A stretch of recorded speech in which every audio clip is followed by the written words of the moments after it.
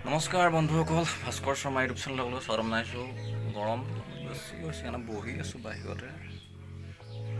তাতে আপোনাৰ এয়া কাহিনী এইটো হৈছে আৰু ফ্ৰেকচাৰ, ভৰিত ফ্ৰেকচাৰ হ'ল। লোহাৰডাল পৰিলে আৰু এফালে বিষ আৰু এফালে গৰম বৈ গৈছে আৰু যেনি তেনি বৈ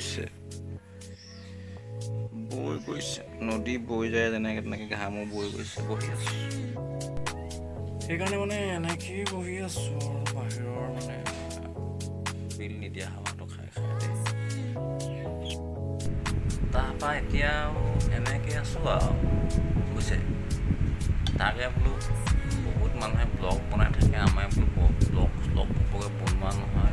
গা ভৰি পাই বোলো এতিয়া আৰম্ভ কৰোঁচোন, কিবা বোলো মোক দেখনি সেই বুলি ভাবি পেলাই এইখন কৰিবলগীয়া হ'ল আৰু। বেয়া চেয়া নাপাব আৰু দেই, কিনো কৈছোঁ নাজানো আৰু। আচলতে কি হ'ল আৰু, এতিয়া বিপদ আহেতো খৰচ কৰিবই লাগিব, তো খৰচ নকৰিলেও নহ'ব। কথাটো এইকাৰণে ক'বলৈ গ'লোঁ, প্লাষ্টাৰ কৰোঁতে পইচাটো বেছি হৈছে নেকি, 1000 টকা। ভাল হয়, জাষ্ট কিনো আৰু কাপোৰ দুচটা উলিয়ালে, পানীত তিয়াই দিলে, তিয়াই ভৰিত লগাই দিলে। তাৰপৰা সেই মৰিবল যাওঁতে দিয়া নহয়, মৰিবল নহয়, বেণ্ডেজৰ কাপোৰ বগা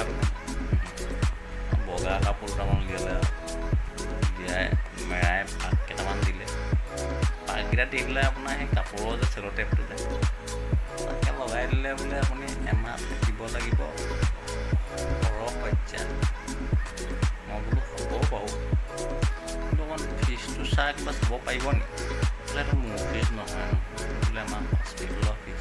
বোলো বাৰু গুচি আহিলোঁ। এই ভাগি লৈ আৰু কণাৰ লাখুটি, এই ভাগি নহ'লে আপোনাৰ কেনিও যাবই নোৱাৰা হ'লোঁ আৰু। এতিয়া এই ভাগি লওঁ আৰু ভৰিকেইটা দাঙি লৈ লেঙুৱাই আৰু ইফালে যেন তেন গৈ মেলি আছোঁ আৰু এতিয়া সদ্যহতে। এতিয়া আজিৰ তাৰিখত মোৰ খৰচটো কিমান হ'ল আপোনালোকেতো নিশ্চয় জানিবলৈ চাগে চেষ্টা কৰিছে। যদিহে আপুনি প্ৰগতি চিকিৎসালয়ত ফ্ৰেকচাৰৰ চিকিৎসা কৰে, তেতিয়া আপুনি দিব লাগিব, ডাক্তৰৰ ফিজ দিব লাগিব আপুনি 400 টকা, এক্সৰে কৰিব লাগিব 470 টকা। প্ৰথমতে যদি আপোনাক কেঁচা প্লাষ্টাৰ কৰি দিয়ে, তেতিয়া প্লাষ্টাৰটোৰ সামগ্ৰীখিনিৰ দাম প্ৰায় 500 মান টকা হয়, আৰু প্লাষ্টাৰ চাৰ্জটো লয় 1000 টকা। লগতে যদি পকা প্লাষ্টাৰ কৰি দিয়ে, হয়তো তাত সামগ্ৰী অলপ বেছি লাগিবও পাৰে। মোৰ বাৰু 500 টকাই দৰকাৰ হৈছিলে, আৰু তাৰ লগতে আপোনাৰ ডাক্তৰৰ চাৰ্জটো হৈছিলে 1000 টকা। লগতে দৰৱ আছিলে প্ৰায় 600 মান টকা, হয়তো বেলেগ হ'ব পাৰে। 7-5-12 কৰি মোৰ প্ৰায় 5000 মান টকা খৰচা হ'ল। কিন্তু মোৰ দৃষ্টিত প্লাষ্টাৰটোৰ দাম অলপ বেছি হৈছে নেকি। হয়তো সৰ্বসাধাৰণ মানুহৰ কাৰণে, বিশেষকৈ আমাৰ নিচিনা মানুহৰ কাৰণে অলপ দামটো অলপ বেছি হোৱা নিচিনাই লাগিছে বাৰু।